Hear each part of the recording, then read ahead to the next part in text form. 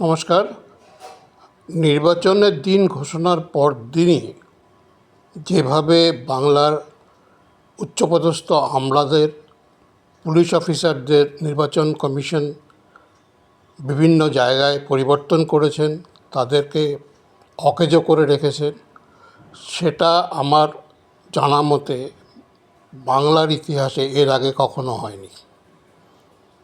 আমরা দেখেছি অলরেডি 50 লক্ষেরও বেশি মানুষ ভোটার বলে বিবেচিত হচ্ছেন, মানে ডাউটফুল ভোটার।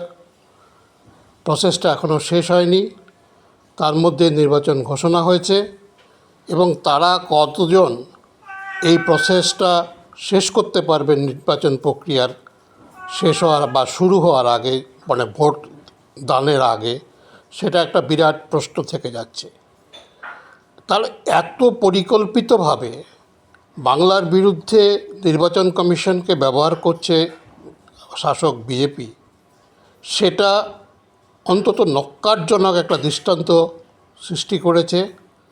ভারতবর্ষের বিভিন্ন অঞ্চলে যেভাবে ভোট হয়, প্রতিবারই আমরা দেখেছি বাংলার ক্ষেত্রে সেই ভোটগুলো করার সময় এমন একটা যেন যুদ্ধকালীন পরিস্থিতি তৈরি করার চেষ্টা করে শাসক বিজেপি, যে তারা মনে করে যে বাংলাটা আসলে একটা নির্বাচন প্রক্রিয়ার মধ্যে দিয়ে যাচ্ছে না, তারা বাংলাটা দখল করতে আসছে।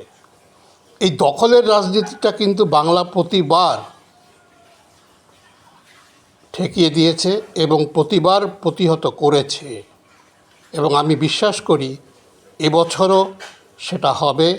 দখলের রাজনীতি বাংলা মেনে নেবে না। এই দখলের রাজনীতির বিরুদ্ধে বাংলার মানুষ তার সমূহ জবাব দেবেন এবং সেটা ভোট বাক্সেই দেবেন।